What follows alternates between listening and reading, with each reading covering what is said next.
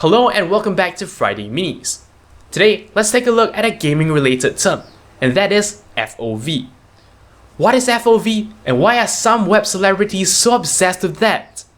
Now, FOV stands for field of view, and it's an option that is included in more and more games these days in the form of a slider. Instead of describing this to you, I'm actually going to just pop into Minecraft and show you what's the effect of tweaking the FOV. In fact, just intuitively by looking at the name as well as what you're seeing on screen right now, well, the term should be pretty self-explanatory. Your field of view just refers to how much you can see on screen. A small FOV value means you have a narrow field of view. In other words, well, you don't see a lot, whereas a larger field of view will allow you to see more.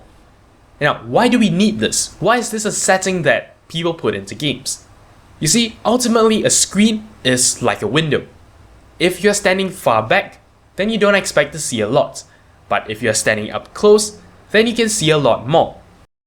Now, most computer gamers are pretty close to their screen. So if the field of view is narrow, it might actually make the experience feel a little bit strange for the player. It's like if you were standing right against a window and yet you could only see a little bit of stuff. It just doesn't feel right, and it might cause motion sickness for some players. Now the converse actually applies as well. If you are a console gamer and you are sitting pretty far away from a TV, it will be pretty strange if, you could see a lot on the screen.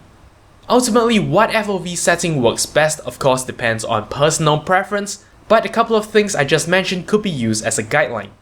Ultimately, it's good for games to include this because, well, you're giving the player an additional option. And that's always nice.